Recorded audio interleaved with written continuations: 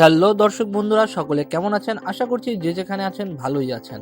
দর্শক বন্ধুরা, আপনাদের সবার মাঝেই কিন্তু Xiaomi Redmi Note সিরিজ নিয়ে অনেক বেশি আগ্রহ রয়েছে। অনেকদিন হয়ে গেল Xiaomi Redmi Note 10 সিরিজ সর্বশেষ লঞ্চ করা হয়েছে। ইতিমধ্যে কিন্তু Xiaomi Redmi Note 11 এবং 11 Pro নামে দুইটি ফোন লঞ্চ করতে যাচ্ছে Xiaomi। এ সম্পর্কে টুকটাক লিক জানা গিয়েছে এবং জানা গিয়েছে খুব শীঘ্রই এই ফোন দুটি লঞ্চ হবে চায়নার মার্কেটে।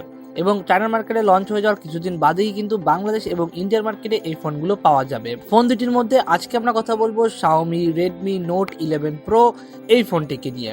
এই ফোনটির সব থেকে হাইলাইটেড বিষয় হচ্ছে এই ফোনে আপনারা পেয়ে যাবেন 6.67 ইঞ্চির একটি সুপার অ্যামোলেড 120 হার্টজের রিফ্রেশ রেটের একটি ডিসপ্লে প্যানেল। এছাড়া এই ফোনটির ক্যামেরা হিসেবে আপনারা পেয়ে যাবেন 108 মেগাপিক্সেলের রিয়ার ক্যামেরা সেন্সর এবং পেয়ে যাবেন 5000 মিলিঅ্যাম্পিয়ারের একটি বিশাল ব্যাটারি।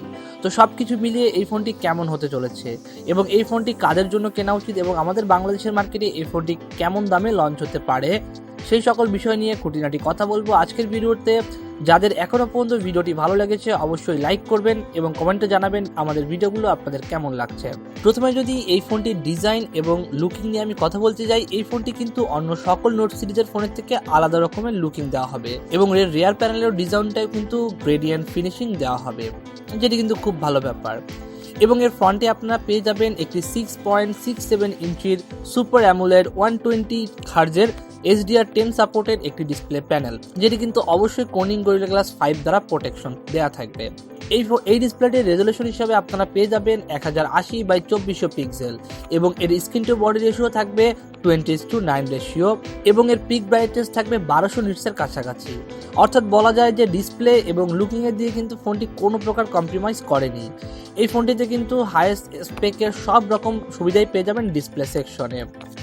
এবারে যদি এই ফোনটির পারফরমেন্স নিয়ে আমি কথা বলতে যাই, এই ফোনটি কিন্তু লঞ্চ হবে MIUI 12.5 এ, যার ব্যাক এন্ডে থাকবে Android 11। ফোনটিতে চিপসেট হিসেবে ইউজ করা হতে পারে মিডিয়াটেকের Dimensity 925G'র মতো প্রসেসর, যেটি একটি 6 ন্যানোমিটার আর্কিটেকচারে তৈরি।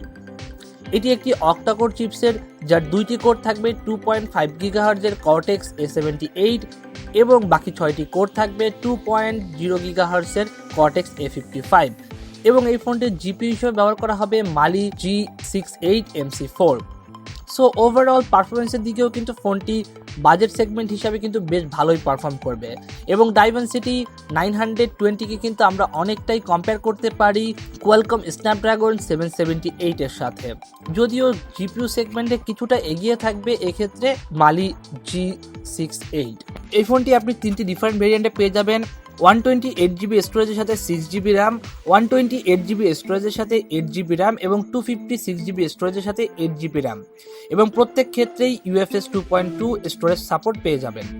এবারে যদি এই ফোনটির ক্যামেরা সেগমেন্টে আমি কথা বলি, এই ফোনটির রিয়ারে কিন্তু আপনারা পেয়ে যাবেন কোয়াড ক্যামেরা সেটআপ, যার মেইন ক্যামেরাটি রয়েছে 108 মেগাপিক্সেলের f1.9 অ্যাপারচার একটি ওয়াইড লেন্স।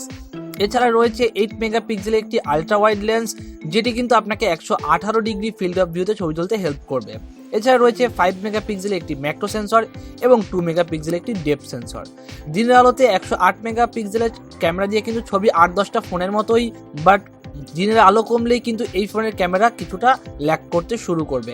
8-10টা বাজেট ফোনের মতোই মনে হবে তখন এই ফোনের ক্যামেরাকে। এই ফোন দিয়ে ভিডিও করতে পারবেন 4K-তে 30 FPS এবং 1080-তে 30 এবং 60 উভয় FPS-এই এবং এখানে আপনি পেয়ে যাবেন EIS এর সাপোর্ট।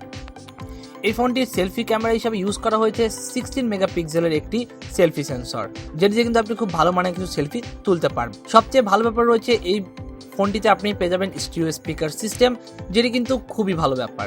এছাড়া আরও ভালো ব্যাপার হচ্ছে এই ফোনে কিন্তু এত পাতলা হওয়া সত্ত্বেও এই ফোনে কিন্তু আপনি পেয়ে যাবেন 3.5mm এর অডিও জ্যাক পোর্ট। সো সব কিছু মিলিয়ে এই ফোনটি কিন্তু বেশ হ্যান্ডি একটা ডিভাইস। এই ফোনটিতে আপনারা সাইড মাউন্টেড ফিঙ্গারপ্রিন্ট পেয়ে যাবেন, যেটি কিন্তু খুবই ফাস্ট এবং অ্যাকুরেট। এই ফোনটির ব্যাটারি হিসাবে ইউজ করা হতে পারে 5000 মিলিঅ্যাম্পিয়ারের একটি ব্যাটারি এবং এই ফোনটি কিন্তু 67 ওয়াট ফাস্ট চার্জিং সাপোর্ট করবে।